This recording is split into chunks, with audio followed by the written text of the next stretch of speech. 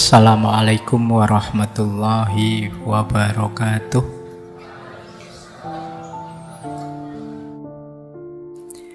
Baik, nah ini ada quote menurut saya menarik dari Francine J. dan Joshua Becker tadi ya. Your home is a living space, not storage space. Rumahmu adalah ruang yang hidup, bukan tempat sampah. Kenapa rumah kita dinamai tempat sampah? Kemungkinan karena banyak sekali hal-hal yang tidak berguna. Tidak berguna itu ya nama lainnya tidak kita perlukan ada di sana.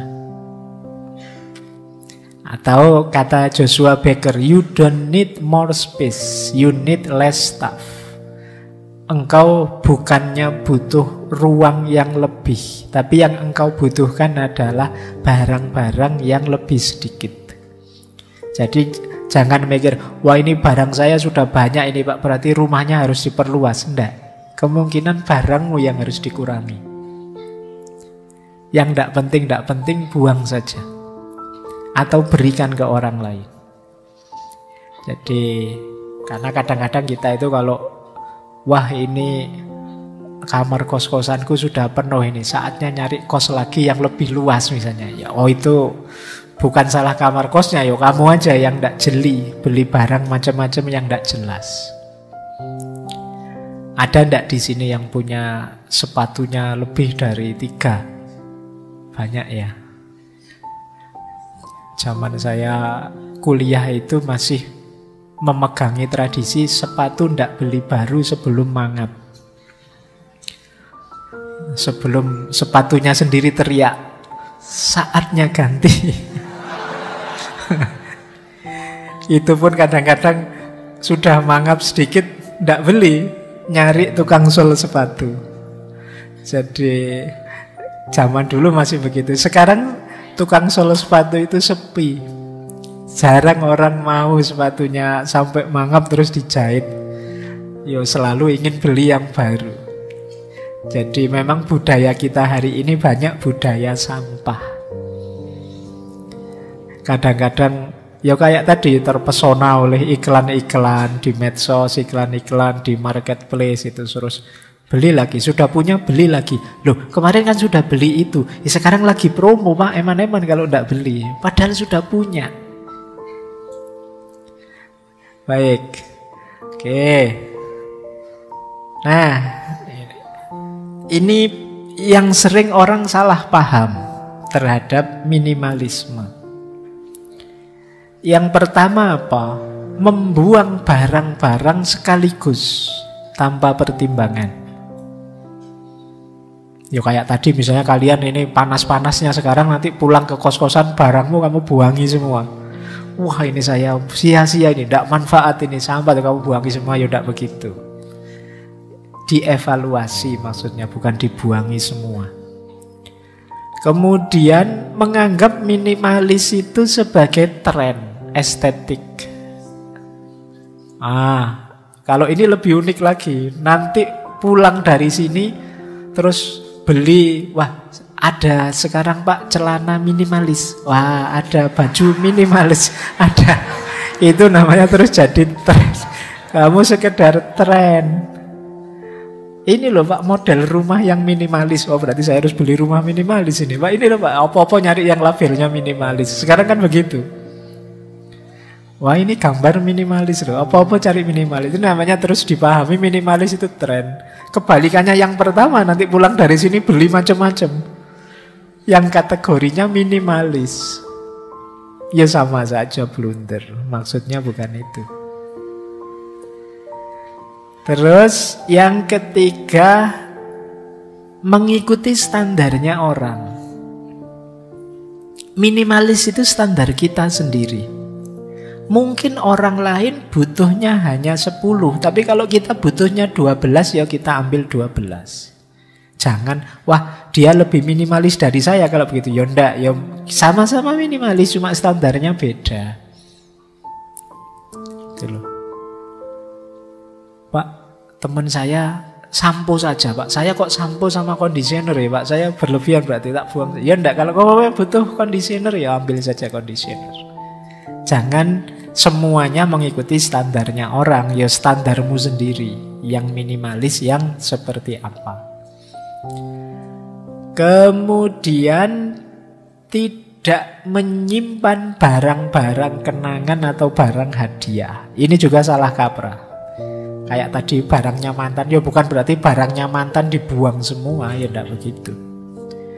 Wah ini Pak, saya dulu dikasih mantan ini Pak, bentuknya mobil misalnya. Iya. Ya kalau mantannya orang kaya kan mobil, kalau kamu ya mobil-mobilan.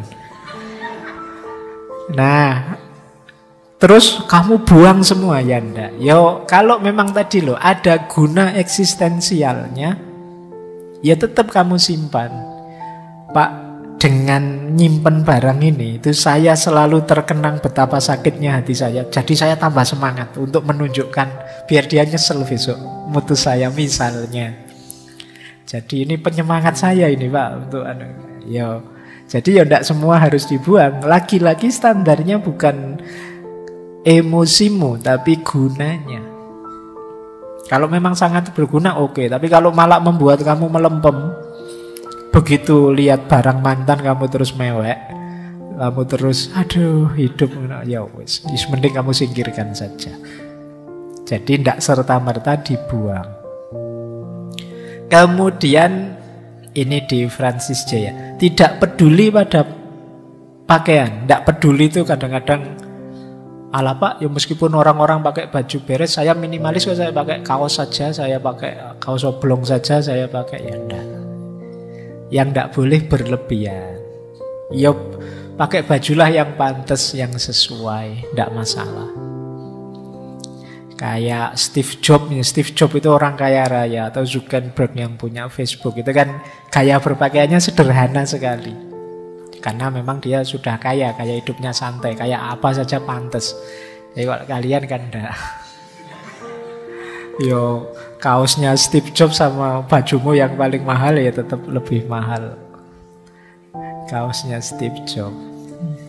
Jadi, ya tetap memperhatikan bajumu. Ya kalau memang waktunya dingin ya pakai jaket, ya sederhana saja Pak. Pakai jaket itu tidak minimalis Pak. Meskipun dingin-dingin saya pakai baju kaos tipis saja ya enggak, itu namanya enggak pinter. Jadi ya ngertilah situasi, kondisi, kebutuhan. Meskipun bukan keinginan. Nah, terus fokus pada barang saja, ini juga keliru. Tadi saya ilustrasinya barang terus. Padahal mungkin pikiran, banyak sekali pikiran-pikiran di kepalamu yang harus disingkirkan juga. Tidak ada gunanya. Bahkan nanti ada yang bilang termasuk teman. Saya temannya banyak Pak, tapi ya toksik semua. Hidup jadi kacau, ngerusak ini. Ya disingkirkan, tidak apa-apa. Saatnya bersih-bersih teman misalnya. Oke. Ya enggak apa-apa loh, daripada banyak teman kok enggak penting semua. Teman saya enggak ada yang penting Pak, maunya utang terus wes misalnya. Enggak jadilah saatnya bersih-bersih. Kalian kan sekali-sekali pengen gitu kan, bersih-bersih Facebook, pertemanan yang enggak kenal. Enggak masalah, enggak apa-apa. Jadi tidak hanya barang. Jadi nanti pulang dari sini ya enggak harus kamu lihat barang di kamarmu, bisa juga kamu cermati pikiran-pikiranmu. Ngapain sih tadi aku mikir-mikir kayak gitu, aku menjelajah ke situ mikir yang aneh-aneh, ya, itu bisa disingkirkan semua. Baik, lanjut. Minimalis tidak sama dengan pelit. Ya. Jadi jangan kamu pelit dengan alasan minimalis. Mas kok sedekahnya cuma 500, saya minimalis orangnya. Itu namanya pelit. Enggak, minimalis enggak pelit. Jadi minimalis itu ya menyimpan, bahkan berbagi yang tidak perlu, bukan yang jelek. Kemudian minimalis tidak berarti anti konsumsi. Tidak berarti tidak beli-beli Pak. Yo beli yang dibutuhkan, bukan yang diinginkan. Jadi minimalisme tidak sama dengan tidak mengkonsumsi apa-apa. Nah, penghalangnya sekarang. Ini mulai masuk filsafatnya ya. Yang tadi baru pengantarnya. Kita mulai mikir sebentar sekarang. Saya awali justru dari penghalangnya. Kenapa sih orang-orang hari ini sulit hidup minimalis? Atau pakai saja diksi lama, kita sering pakai istilah hidup sederhana. Kenapa kok orang sulit hidup minimalis? Yang pertama, FOMO. FOMO itu fear of missing out. Jadi orang yang takut hilang, takut ndak update, takut ketinggalan zaman. Ini namanya FOMO. Pakai HP jadul khawatir dianggap, oh kamu lahir abad berapa kok HPmu jadul. Nah, kita takut digituin sama orang.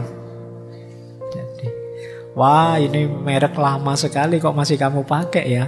Ini adanya enggak di toko yang kayak gini, di museum ini mestinya misalnya. Kamu khawatir digituin oleh temanmu. Itu namanya FOMO. Fear of missing out. Sampai level tertentu FOMO ini sejenis anxiety disorder. Gangguan kecemasan. Itu yang membuat kita kadang-kadang mau keluar saja. Itu gonta-ganti baju berapa kali misalnya. Ini cocok enggak ya? Ah enggak sih mungkin. Ganti ini ya. Karena khawatir apa? Khawatir dianggap jelek sama orang. Nah itu sejenis FOMO ini. Jadi dan FOMO ini sering dimanfaatkan oleh para produsen. Jadi sering dimanfaatkan oleh pabrik-pabrik besar, korporasi-korporasi untuk menjual produknya. Jadi manusia masa kini itu ya pakainya ini. Itu kan iklan-iklan kan selalu begitu. Orang pintar itu minum ini. Itu pakainya. Jadi memanfaatkan ini. Terus kita kalau tidak minum itu, saya sebenarnya tidak pingin itu, tapi nanti jangan-jangan nggak dianggap pintar saya. Itu sejenis FOMO namanya. Jadi dimanfaatkan ketakutan kita untuk tidak update, untuk tidak mengikuti situasi. Kadang-kadang produk terbaru dengan produk yang lama itu sama saja, cuma beda kemasannya sama cara mempromosikannya. Itu pun kita ingin ganti beli yang terbaru. Jadi misalnya kayak HP, Pak ini HP saya masih 64 MB Pak, sekarang yang terbaru itu 108 MB. Lah emangnya kamu pakai untuk moto ya? Jarang sih Pak, yo saya itu. Nah itu guna berarti. Padahal ya sama saja yang lama sama yang baru. Oke ya, jadi ini penghalang. Hati-hati dengan ketakutan ketinggalan zaman, ketakutan tidak update. Sering membuat kita tidak rasional, tidak fokus pada kebutuhan. Penghalang kedua, konsumerisme. Semangat mengkonsumsi. Nah ini kita mulai filsafatan ya. Misalnya konsumerisme itu ada kalimat dari Erich Fromm. Kata Erich Fromm, kapitalisme modern membutuhkan orang-orang yang bekerja sama dengan mudah dalam jumlah besar, yang ingin mengkonsumsi lebih dan lebih, dan yang seleranya dibakukan dan dapat dengan mudah dipengaruhi dan dikendalikan. Jadi kata Erich Fromm, situasi hari ini itu seperti itu. Gaya kapitalis modern. Jadi ya dengan iklan, dengan promosi itu kita disituasikan seolah-olah ya itu cirinya orang sekarang. Kalau enggak begitu bukan ciri orang sekarang. Akhirnya kita terpaksa mengkonsumsi itu. Padahal mungkin kita enggak terlalu suka yang itu. Misalnya, kalau anak muda sekarang ya begitu, celananya agak ketat, terus pantatnya agak ke bawah, yang belakang agak melorot sedikit, kan gitu sekarang tren yang baru kadang-kadang celana itu. Loh, yang tren itu yang terus kita karena ikut ini, yang gitu ya Pak, yang iya di iklan-iklan begitu. Akhirnya kita beli yang begitu. Dan betapa tidak nyamannya kita kan, terus ini celana kok melorot terus ya Pak. Ya memang modelnya melorot begitu. Dan kamu tidak nyaman dengan itu. Kenapa? Kamu tadi bacanya hanya ikut tren saja. Yang terbaru kamu ikuti, padahal kamu mungkin belum butuh itu. Kayak kamu pegang HP terbaru, bisanya cuma telepon sama WA misalnya. Terus gunanya apa fasilitas-fasilitas canggih yang ada di HP-mu? Kalau cuma itu saja ya kamu bisa beli HP spek-spek lebih rendah kemarin, lebih hemat. Tapi kan kita ditelan oleh budaya konsumer. Jadi kita selalu ingin mengkonsumsi. Kalau zaman era Karl Marx itu kuncinya orang sukses itu diproduksi. Dia yang memproduksi itu penguasa zaman. Sementara belakangan modern terakhir itu kuncinya orang sukses itu kebalikannya, dia yang mengkonsumsi. Siapa mengkonsumsi apa? Kita cenderung kagum, wow pada orang yang bisa mengkonsumsi barang-barang paling update, paling mewah, paling baru. Nah, ini penyakit kita hari ini. Kata Yuval Harari, yang mungkin bukunya sudah pernah kalian baca ya, Sapien itu, kapitalisme dan konsumerisme adalah dua sisi mata uang yang sama. Gabungan dari dua perintah. Perintah tertinggi untuk orang kaya adalah investasilah. Perintah tertinggi untuk kita yang orang biasa itu belilah. Jadi kita itu tidak sadar, di telinga kita, di otak kita tiap hari, wong kita orang biasa itu selalu belilah, belilah. Milikilah, milikilah, ini itu. Makanya meskipun di HP itu banyak fasilitas intelijen, ada buku, ada wawasan dan lain sebagainya, mungkin kita lebih banyak buka-buka Shopee, buka-buka Tokopedia, buka-buka untuk nyari barang murah, barang terbaru. Kenapa? Perintahnya belilah. Nanti begitu kita agak kaya, punya uang sedikit, yang di kepala kita bukan lagi belilah, tapi investasilah. Terus kamu ketipu investasi bodong. Jadi hari ini cara berpikirnya orang itu. Kalian kan membayangkan segera nanti Pak, setelah saya lulus kuliah saya bisa kerja. Kerja itu kan sebenarnya bukan target finalmu. Target finalmu kalau sudah kerja Pak, saya dapat gaji, bisa beli ini, bisa beli itu. Bisa punya rumah Pak, bisa punya mobil Pak, bisa punya. Targetmu kan selalu ke sini pada akhirnya.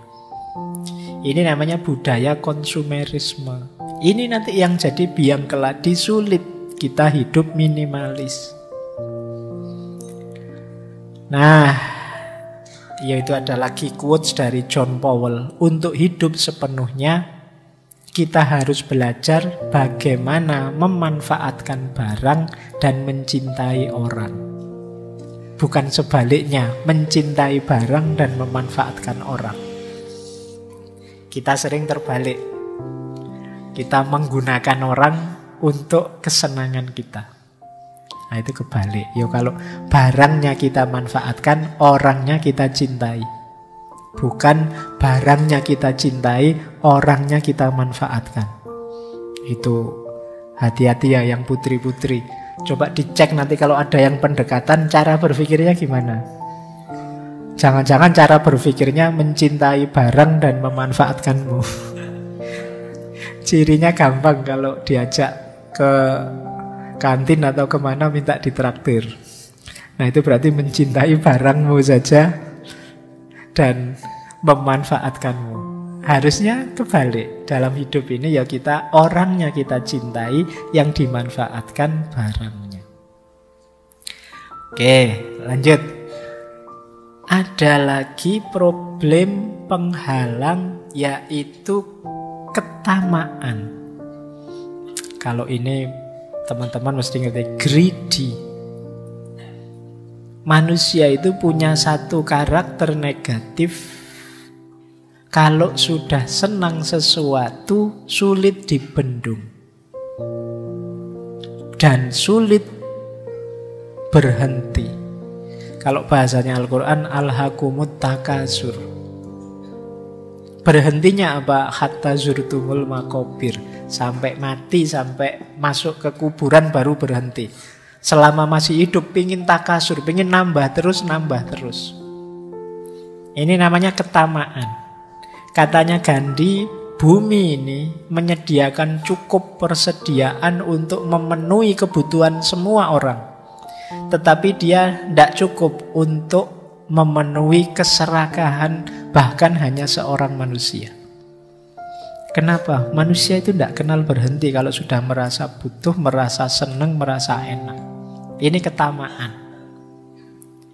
Padahal sudah punya loh. Tapi kok ya kalau pas ada bagi-bagi gratis kita mati-matian pengen ngerebut juga. Itu namanya tamak. Misalnya saya sudah punya Pak buku itu, tapi mumpung ada giveaway yang menawarkan buku itu, ya saya fight juga lah biar dapat bukunya. Wong sudah punya bukunya, kok masih pingin lagi? Itu namanya tamak. Jadi kalau urusan ketamaan itu perangmu melawan dirimu sendiri. Kata Agustinus, keserakahan itu cacatnya bukan pada emas yang diinginkan, tapi pada orangnya. Jadi yang jelek itu orangnya. Atau katanya Nietzsche, bahkan pemandangan yang paling indah pun tidak lagi menjamin cinta kita setelah kita tinggal di dalamnya selama 3 bulan. Cuma 3 bulan kata Nietzsche. Dan beberapa pantai yang lain jauh lebih menarik karena keserakahan kita. Kepemilikan banyak hal berkurang nilainya oleh keinginan kita memiliki yang lain. Jadi ini dicontohkan sederhana oleh Nietzsche. Ayo coba, kalian mungkin sekali-sekali nonton TikTok atau nonton YouTube, ada suasana pegunungan misalnya. Wah, indah sekali ya, mau tinggal di situ rasanya nyaman. Tapi kata Nietzsche, ya wis tinggal di situ 3 bulan saja. Kemungkinan kalian terus tidak kerasan di situ. Jadi mungkin sebulan pertama masih senang-senang lah, sebulan kedua bertahan, sebulan ketiga tidak kerasan sudah kamu. Bukan apa-apa, karena kamu nanti akan melihat ada tempat lain yang lebih indah. Wah, mungkin pas kamu tinggal di gunung, lihat TikTok lagi. Wah, rame ini ya di kota. Coba hidup deket-deket Malioboro sana, asik ini. Banyak temen ngobrol rame, bisa ngopi-ngopi, bisa ngafe dan lain sebagainya. Wah, terus kamu pindah lagi ke kota, karena kota lebih menarik. Kemudian 3 bulan lagi, kamu mesti pingin ganti lagi. That's human. Itu manusia. Kata Nietzsche, kepemilikan banyak hal berkurang nilainya karena keinginan memiliki yang lain. Bahkan seandainya engkau memiliki pasangan yang paling cakep sekalipun, dalam rentang waktu tertentu, rasa wow, meledak-ledak seneng itu bisa turun, bahkan bisa flat. Ya contohnya banyak kan, kadang artis-artis itu kurang apa mereka, ya cantik, ya ganteng, ya kaya, tapi masih bisa pisah. Kenapa? Greedy. Ketamaan. Jadi cara berpikirnya, wah ternyata pasanganku kayak gini, saya lihat di sana banyak yang lebih bagus, banyak yang lebih baik.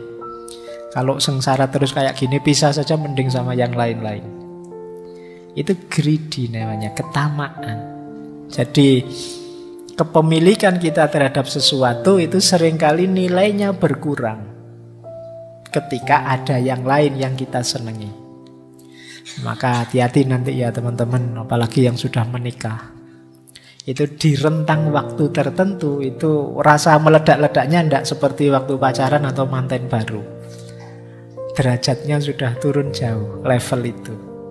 Kalau masih fokus di situ, ya biasanya berat sekali menjalani hidup bersama.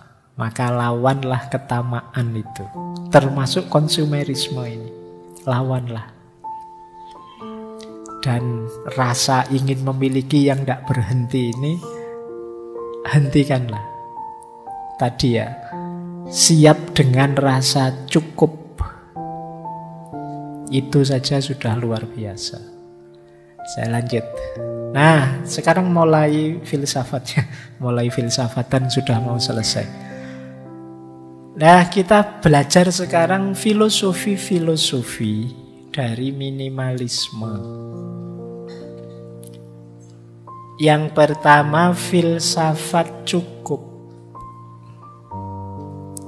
Hidup ini sebenarnya tidak mengejar lebih kalau kita tidak ingin masalah.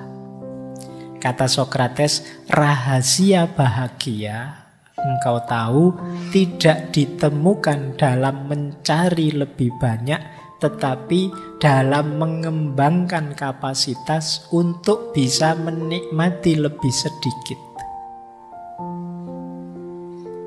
Jadi kamu latihanlah bukan punya banyak hal yang kamu inginkan, tapi latihanlah bisa menikmati yang lebih sedikit dari yang kamu miliki. Itu akan membuatmu bahagia. Jadi kembangkan dirimu ke level bisa menikmati yang sedikit, bukan ke level punya banyak hal, punya banyak barang. Nah, nanti kalian akan bahagia. Jadi kalau fokusmu hanya memiliki sesuatu, tadi kamu merasa berarti dengan punya banyak, ayo sekarang latihan, kamu tetap merasa berarti meskipun punya sedikit. Ini namanya bisa menikmati yang sedikit, merasa cukup dengan yang sedikit.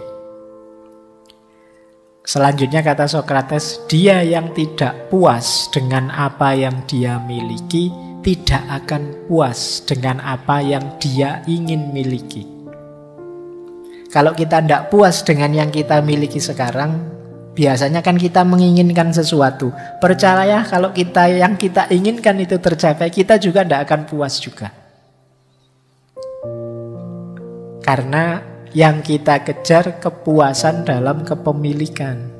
Sementara manusia itu punya tabiat tamak tadi. Kalau sekedar keinginan, tidak pernah ada habisnya.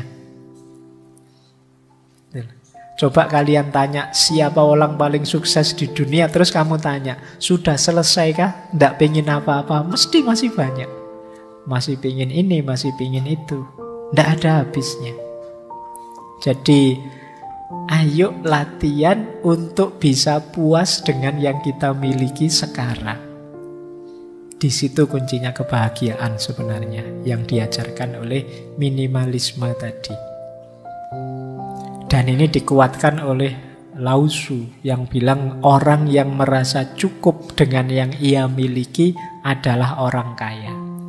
Jadi definisi kaya menurut Lao Tzu itu ya orang yang merasa cukup. Jadi kalau ada yang tanya, sampean ini orang kaya apa orang miskin? Itu jawabannya bukan kamu punya apa, hartamu berapa, tapi kamu puas atau tidak dengan yang kamu miliki sekarang. Kalau kalian merasa puas dengan yang dimiliki sekarang, kalian orang kaya. Jadi tidak usah nunggu nanti lulus, nunggu S2 jadi dosen, terus gaji besar, terus bisa macam-macam, beli macam-macam, baru kamu berani mengklaim kaya. Sekarang juga kamu bisa jadi orang kaya dengan menerima apapun, menyukai apapun yang sekarang kamu miliki. Itulah orang kaya. Dan dikuatkan oleh Gandhi. Kalau kata Gandhi, hiduplah dengan sederhana agar orang lain juga dapat hidup. Kalau ini mikir orang lain. Kalau semua orang serakah, ya nanti isinya konflik tabrakan. Kita harus ngerti kapan kita berhenti. Sudah, saya sampai ini saja, biar yang lain dapat space. Kalau hari ini kan orang yang kaya misalnya relasinya banyak, ya tambah jaya, tambah jaya, tambah jaya. Yang lain tidak kebagian space, tidak kebagian ruang untuk berkembang. Nah, sekarang dibalik, saatnya kita berbagi. Meskipun sekedar berbagi waktu, berbagi ruang, berbagi kesempatan untuk yang lain. Dengan kita berhenti mengikuti ketamaan kita. Jadi rumus filosofis pertama, hidup minimalis itu merasa cukup. Kita kaya sudah dan tuntas hidup kita. Yang kedua, rumusnya minimalisme itu adalah keinginan. Nah, tadi kita diminta membedakan antara keinginan dan kebutuhan. Ada quotes dari Diogenes, teman-teman mesti hafal, filosof nyentrik ini.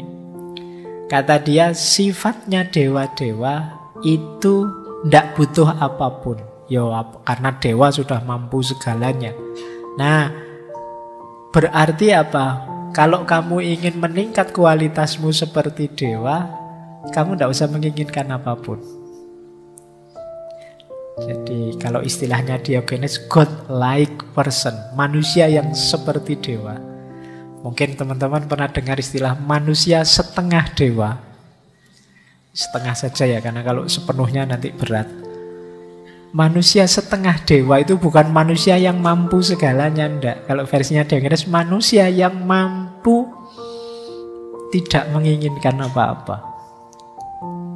Jadi yang mampu mengendalikan keinginannya. Ini manusia setengah dewa. Kenapa setengah dewa? Karena manusia itu kecenderungannya tamak, ingin memiliki apa-apa.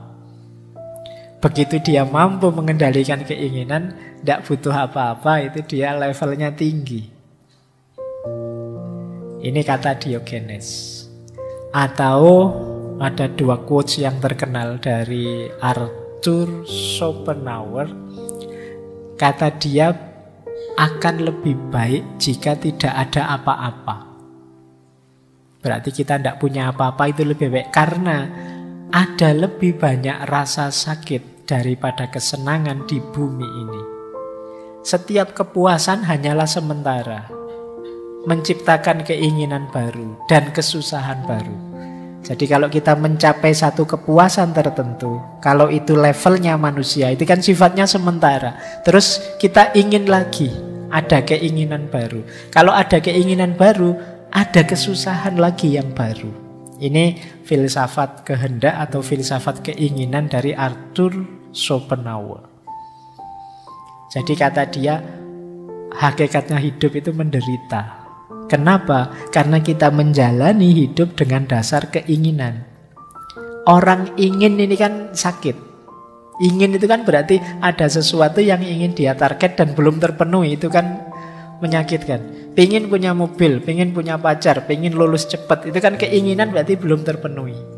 Diri kita merasa sakit, menderita, sampai keinginannya terpenuhi.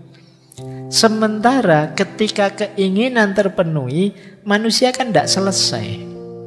Ada lagi keinginan yang baru. Menderita lagi. Sekarang teman-teman mati-matian ngejar biar lulus cepat misalnya. Begitu wisuda lulus, apa selesai? Kan enggak. Ingin segera dapat kerja Pak, ingin segera ketemu jodoh Pak, ingin segera ketemu jodoh bener nikah. Apa selesai urusanmu? Masih panjang ceritanya, masih banyak keinginan-keinginan yang baru. Jadi hidup ini rentetan dari keinginan ke keinginan. Sementara keinginan itu sesuatu yang menyakitkan. Berarti hakikatnya hidup ini ya penderitaan. Itu versinya Arthur Schopenhauer. Padahal bahkan di balik kesuksesan, di situ ada penderitaan. Kalau kalian mengalami sukses tertentu, jangan lupa ada sisi penderitaan di situ. Baik penderitaan dalam proses menginginkannya maupun mungkin ada hal-hal lain. Di situ ilustrasinya Arthur Schopenhauer, penderitaan hewan yang dimakan selalu lebih besar daripada kesenangan hewan yang makan. Nah, ini maksudnya apa? Ketika kita menaklukkan sesuatu, itu kan ada yang ditaklukkan. Kita menaklukkan itu menang, seneng. Tapi yang ditaklukkan ini rasa sakitnya lebih besar daripada senengnya kita yang menang. Jadi logikanya orang hidup kan kadang pakai logika kalah menang. Padahal kita mengejar kemenangan sementara kita lupa. Saya mengejar kayak tadi, lulus tercepat terbaik. Wah, kamu mati-matian nilaimu A terus. Kamu nggak pernah memperhatikan, ini loh temenmu E terus nilainya. Dia pontang-panting ngejar kamu ndak bisa-bisa. Dia kalah terus. Nah misalnya. Nah ini kan hidup yang kalah menang. Penderitaan yang kalah itu jauh lebih besar daripada kesenangan yang menang. Kenapa kesenangan itu kecil saja? Karena kesenangan itu melahirkan keinginan yang baru. Ndak lama terus jadi penderitaan. Nah ini gayanya Arthur Schopenhauer. Berarti apa kuncinya bahagia? Kalimat pertama itu. Kalau gitu ya lebih baik nggak usah apa-apalah. Nggak usah ingin macam-macam. Nambah masalah. Nah itu dasar filosofinya minimalis. Oke, saya lanjutkan. Nah, ini beberapa juga saya ambil dari stoikisme. Banyak orang tadi saya bilang mengaitkan minimalisme dengan stoikisme. Karena memang gagasan-gagasan stoikisme itu banyak yang relate dengan minimalisme. Misalnya itu ada kalimat dari Epictetus. Kekayaan itu tidak terdiri dari memiliki banyak harta, tetapi memiliki sedikit keinginan. Nah ini tadi sudah dijelaskan ya, cirinya orang kaya. Terus kebalikannya kata Seneca, bukan orang yang memiliki terlalu sedikit, tetapi orang yang menginginkan lebih. Itulah miskin. Selama kita masih ingin macam-macam dan belum keturutan, sebesar apapun harta kita, kita hitungannya masih miskin. Terus kalau ini Marcus Aurelius, energi dan waktumu sama-sama terbatas. Jadi jangan sia-siakan mereka pada apa yang dilakukan, dipikirkan, dan dikatakan oleh orang-orang yang tidak penting dalam hidupmu. Jadi ini berhubungan dengan hubungan kita dengan yang lain. Tadi kan saya bilang awas salah persepsi, minimalisme itu tidak hanya barang, termasuk juga orang.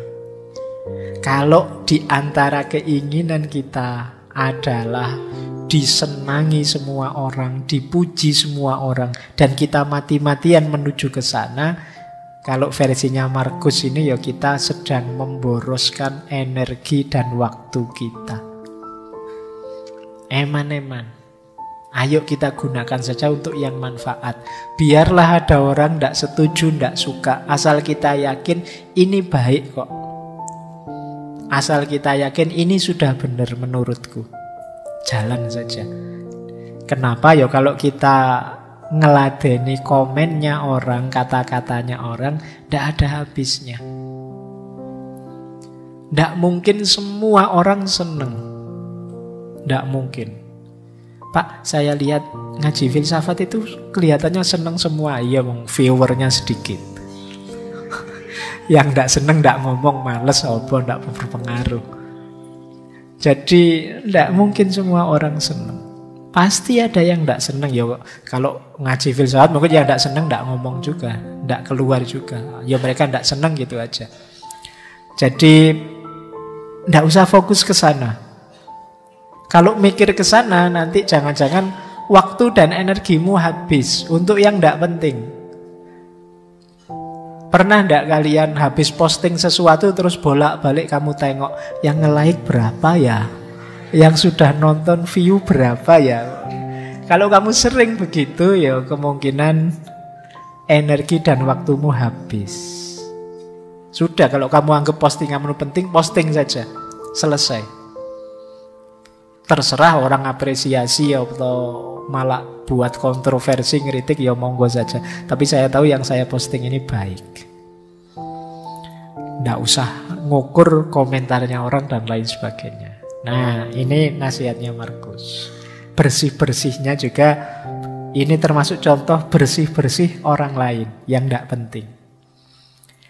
Maka dilanjutkan oleh Markus dengan memprioritaskan hal-hal yang tepat, keluarga, teman, usaha, kesejahteraan, engkau akan menemukan kepuasan dan harmoni.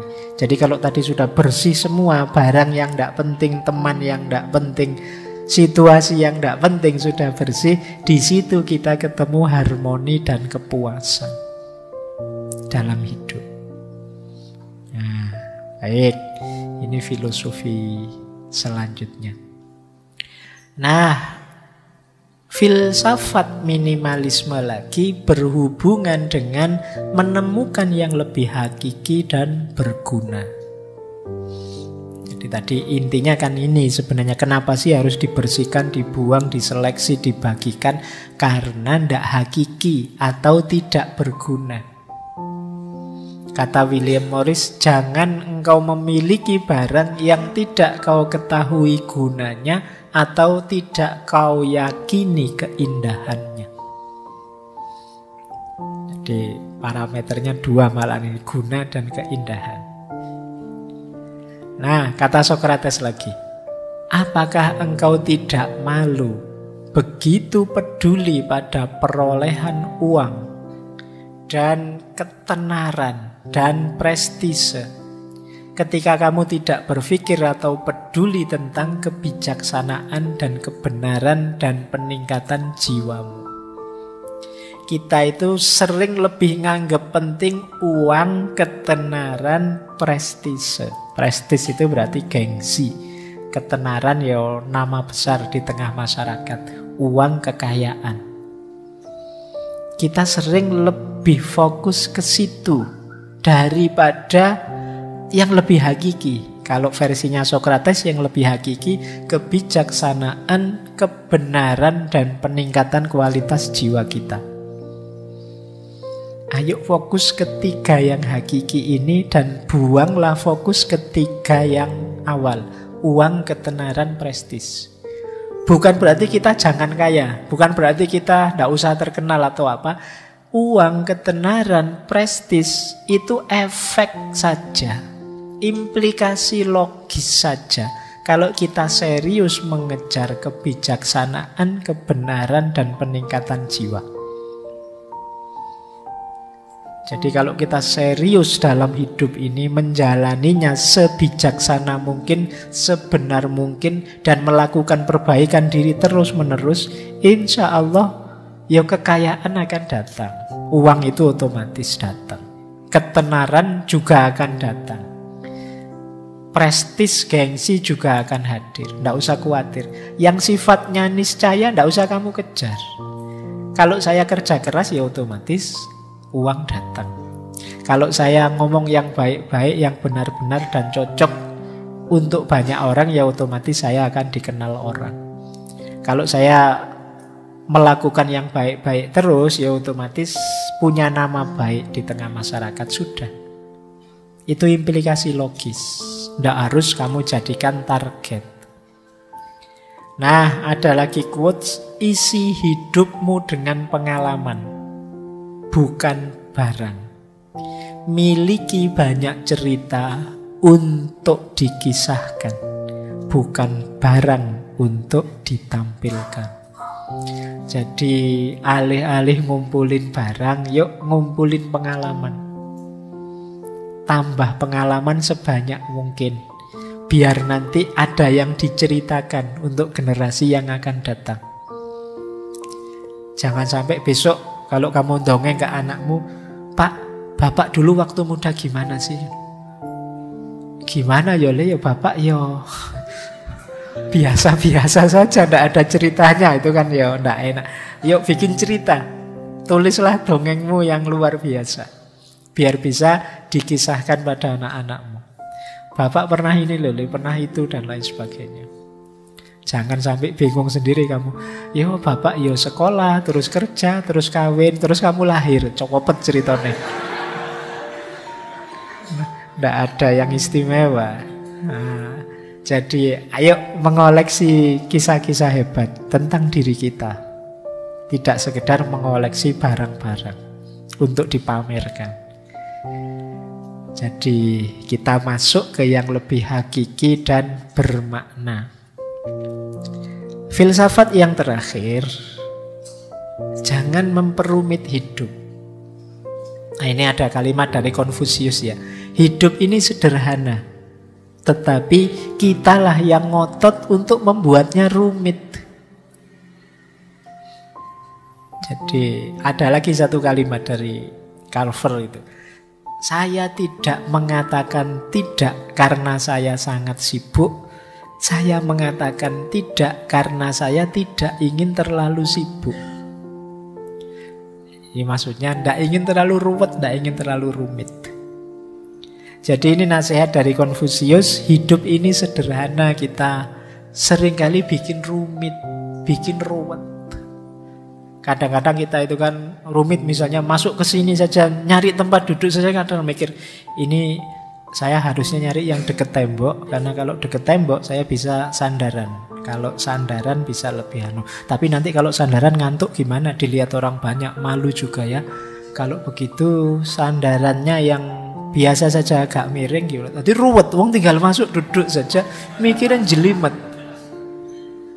Mau masuk ke sini mikir, ini saya harus datangnya tengah-tengah biar nggak terlalu nyolok. Kalau duduk terlalu depan malu dilihat Pak Faiz, terlalu belakang nggak dengar. Agak tengah-tengah asal nggak anu. Kita terlalu jelimet, terlalu rumit memikirkan hidup. Ada quotes itu yang saya ambil menarik, yang judulnya Why Complicate Life? Kenapa sih kita bikin hidup itu ruwet? Missing somebody, kalau kangen dengan seseorang ya call, teleponen. Kalau tidak diangkat ya nasib.